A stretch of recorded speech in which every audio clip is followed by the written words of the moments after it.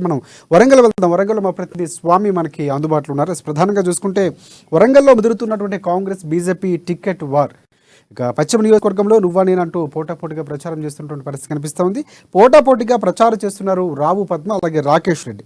ఇక బీజేపీ రాష్ట్ర పార్టీ ఆఫీస్కు నిన్న రాకేష్ రెడ్డి వస్తే ఇవాళ రావు పద్మ వచ్చినటువంటి పరిస్థితి కనిపిస్తుంది. మొత్తానికి టికెట్ల లొల్లి అంటే ఒకవైపు బీఆర్ఎస్ సంబంధించినటువంటి అభ్యర్థులు ప్రకటన చేసిన తర్వాత పూర్తిగా మారిపోయాయి. వైపు ఆ దరఖాస్తుల స్వీకరణ ప్రక్రియ కొనసాగుతుంది. ఎవరికి ఎప్పుడు టికెట్ వస్తుందా రాదా, సో ఇవన్నీ కూడా సందిగ్ధంగా ఉన్నటువంటి పరిస్థితి కనిపిస్తుంది. ఈ నేపథ్యంలో రాజకీయాలు ఒక రకంగా వేడుతున్నాయి. సో అక్కడ ఉన్నటువంటి పూర్తి అప్డేట్స్ ఏంటి స్వామి, చెప్పండి.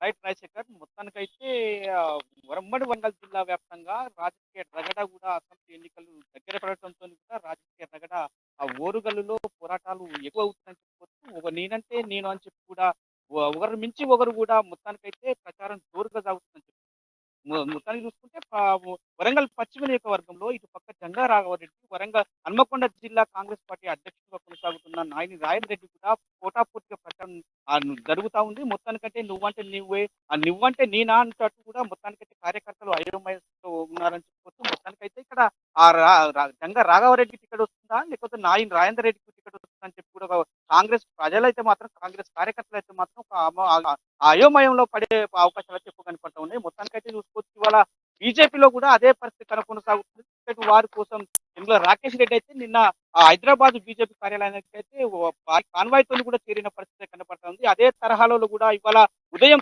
8:30 గంటలకు విలవెల్పు అయిన వరంగల్ విలవెల్పు దేవత అయిన భద్రకాళి అమ్మవారిని దర్శించుకొని ఇలా హన్మకొండ జిల్లా రావు పద్మ అధ్యక్షురాలు రావు పద్మ కూడా ఇవాళ అదే తరహాలో కూడా మొత్తానికైతే కాన్వాయ్ తో ఇలా రాష్ట్ర బీజేపీ కార్యాలయం చేరుకొని కూడా అక్కడ మొత్తానికైతే మేము టికెట్ కావాలని చెప్తే ఇలా దరఖాస్తు పెట్టిన నేపథ్యం అయితే కనపడుతుంది. మరియు వరంగల్ జిల్లాలో కూడా ముఖ్యంగా పశ్చిమ నియోజకవర్గంలో కూడా పచ్చిగడ్డి వేస్తే ఒకే కుంపటిలో అంటే ఒకే పార్టీలో కూడా పచ్చిగడ్డి వేస్తే మంట విధంగా కూడా అన్నట్టుగా కూడా పశ్చిమ నియోజకవర్గం సాగుతూ ఉన్న నేపథ్యం కనపడతా ఉంది. అదే విధంగా కూడా ఆ జనగామ జిల్లాలో కూడా చూసుకుంటే అక్కడ బీఆర్ఎస్ నేతల మధ్యన కూడా మొత్తానికైతే అటు పల్లా రాయచరెడ్డి లేకపోతే ఇక్కడ ముత్తిరెడ్డి యాదగిరెడ్డి అన్నట్టుగా కూడా మొత్తానికైతే అధిష్టానం ఆ అగ్రహించడంతో కూడా ఇవాళ పల్లా రాయచరెడ్డి ఆ సమావేశాలు, రాష్ట్ర సమావేశాలు, బహిరంగ సభలు కూడా నిలిచిపోయాయని చెప్పుకోవచ్చు.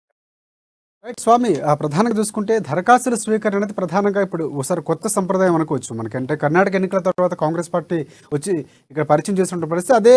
ఒక రకమైనటువంటి వితౌట్ రుసుము లేకుండానే ఇక్కడ బీజేపీ కూడా తీసుకున్నటువంటి పరిస్థితి దరఖాస్తుల స్వీకరణ. సో ప్రధానంగా చూసుకుంటే బీజేపీకి సంబంధించినటువంటి దరఖాస్తుల స్వీకరణ ఒక పక్క ఉంటే, సో కాంగ్రెస్ పార్టీ అయిపోయినటువంటి పరిస్థితి. కాంగ్రెస్ పార్టీకి సంబంధించి ఏ నియోజకవర్గం నుంచి ఎన్ని దరఖాస్తులు వచ్చాయి? ప్రధానంగా పోటీలో మీరు మాట్లాడినట్టు జంగా ఆఘవరెడ్డి కానీ, నాయి రాజేందర్ రెడ్డి కానీ, సో వీళ్ళు కాకుండా మిగతా ఎవరైనా అభ్యర్థులు ఆశావాహులు దరఖాస్తు చేసుకున్నటువంటి పరిస్థితి దానికి సంబంధించినటువంటి సమాచారం ఏమైనా? రైట్ రైట్స్ ఇక్కడ మొత్తం చూసుకుంటే అంటే ఇప్పుడు పశ్చిమ నియోజకవర్గంలో ప్రధానంగా కూడా దరఖాస్తు చేసుకున్న ప్రధానంగా అయితే ఒక డిసిసిబి మాజీ చైర్మన్ గా కొనసాగిన జంగా రాఘవరెడ్డి ప్రస్తుతం టీపీసీసీ సభ్యునిగా ఉన్న పరిస్థితి కనబడతా ఉంది. ఇక్కడ ప్రస్తుతం నాయని రాజేందర్ రెడ్డి మాత్రము హన్మకొండ జిల్లా కాంగ్రెస్ పార్టీ అధ్యక్షుడిగా కొనసాగుతున్న పరిస్థితి కనబడుతుంది. వీరిద్దరు నేతల మధ్యన కూడా ఒక టికెట్ వార్ నడుస్తా ఉందని చెప్పుకోవచ్చు. మొత్తానికైతే వీళ్ళు కాంగ్రెస్ పార్టీలో ఎవరు అంటే ఇక్కడ రానున్న 2 రోజుల్లో 3-4 రోజుల్లో కూడా కాంగ్రెస్ పార్టీ ఇప్పటికే సిడబ్ల్యూసీకి ఆ దరఖాస్తు అంటే వీళ్ళ పేర్లు అయితే పంపించడం జరిగింది. ఎవరు అంటే టికెట్ అంటే ఆశావాలుగా ఉన్న మొత్తానికి ఇద్దరి మధ్యనే కొనసాగుతుందని చెప్పుకోవచ్చు. మొత్తానికైతే చంద్రరాఘవరెడ్డి లేదా నాయని రాజేంద్ర రెడ్డిగా వస్తున్న నేపథ్యం అయితే కనపడుతుంది అనుకోవచ్చు రాజశేఖర్. మొత్తానికైతే ఇక చూసుకుంటే అంటే ఇక్కడ పశ్చిమ నియోజకవర్గంలో మాత్రం ఇద్దరి మధ్యనే పోటాపోటీ ఉన్నదని చెప్పుకోవచ్చు. రైట్. ఒకటి అంటే ప్రధానంగా స్క్రీనింగ్ కమిటీలు కానీ లేకపోతే పిఎస్సి మీటింగ్లు కానీ ఇవన్నీ మొత్తానికి తుది ఖరారు చేసినటువంటి పరిస్థితి బీజేపీకి సంబంధించి ఎవరికి వచ్చే అవకాశం కనిపిస్తామండి? ప్రధానంగా ఇద్దరు ఉన్నటువంటి పరిస్థితి కనిపిస్తుంది. మిగతా ఆశావాహులు ఎవరైనా టికెట్ రేసులో ఉన్నారా?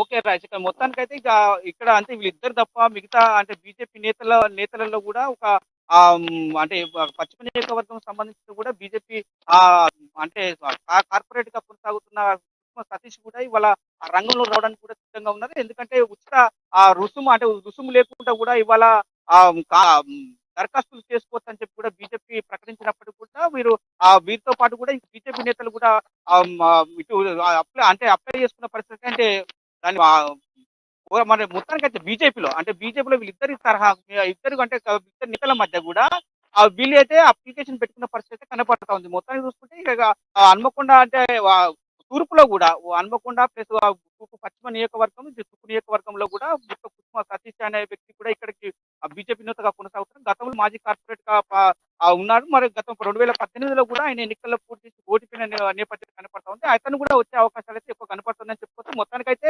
వాళ్ళిద్దరిని ఆ పక్క అంటే ఎందులో రాకేష్ రెడ్డి, రావు పద్మ మధ్యలోనే పోటాపోటీ ఉంటుందని చెప్పుకోవచ్చు.